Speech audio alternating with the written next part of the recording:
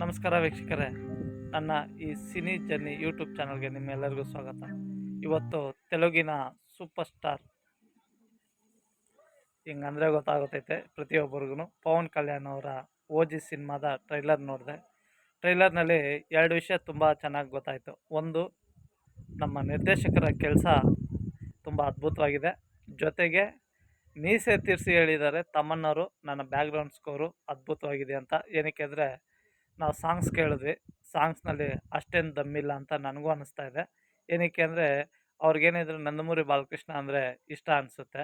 ಏನಕ್ಕೆಂದರೆ ಪವನ್ ಕಲ್ಯಾಣ್ ಅವರ ಸಾಂಗ್ಸ್ ಏನು ನನಗೇನೋ ಆ ಮಟ್ಟಿಗೆ ರೀಚ್ ಆಗಿಲ್ಲ. ಆದರೆ ಬ್ಯಾಕ್ಗ್ರೌಂಡ್ ಸ್ಕೋರ್ನ ಅದೇನೋ ಒಂದು ಡೈಲಾಗ್ ಹೇಳಿದರು, ಬಕ್ಕೋನ್ಕಿ ರಜನಿಕಾಂತ್ ಬಂಡೋಡ್ಕಿ ಬಾಲಯ್ಯ ಅಂತ.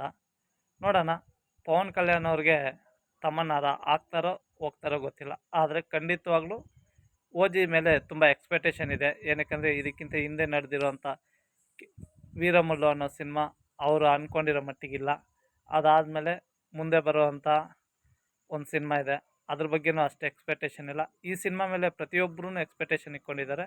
ಖಂಡಿತವಾಗ್ಲೂ ಆಗಲಿ ಅಂತ ನಾವು ಕೋರ್ಕೊಳ್ತೀವಿ. ಏನಕ್ಕೆಂದರೆ ಸಿನಿ ರಸಿಕರಿಗೆ ಖಂಡಿತವಾಗ್ಲೂ ಯಾವತ್ತೂ ಇಷ್ಟ ಆಗೋದೊಂದೇ ಒಂದು, ಸಿನಿಮಾ ಚೆನ್ನಾಗಿ ಓಡಬೇಕು ಅಂತ ಅಷ್ಟೇ. ಕೆಲವೊಂದು ಸಲ ಸಾಂಗ್ಸು ಥಿಯೇಟ್ರ್ನಲ್ಲಿ ನೋಡಿದ್ಮೇಲೆ ಸೂಪರ್ ಡೂಪರ್ ಹಿಟ್ ಆಗೋತೈತೆ. ಅದ್ರ ಬಗ್ಗೆ ಎಲ್ಲ ನಾವೆಲ್ಲ ಏನು ಕಮೆಂಟ್ ಮಾಡೋಕ್ಕಾಗಲ್ಲ. ಇವತ್ತಿನ ಮಟ್ಟಿಗೆ ಓಜಿ ಖಂಡಿತವಾಗ್ಲೂ 25ನೇ ತಾರೀಕು ಬರ್ತಾಯಿದೆ, ಸಕ್ಸಸ್ ಆಗುತ್ತಂತ ನಾವೆಲ್ಲರೂ ಅಂದ್ಕೊಳ್ಳೋಣ.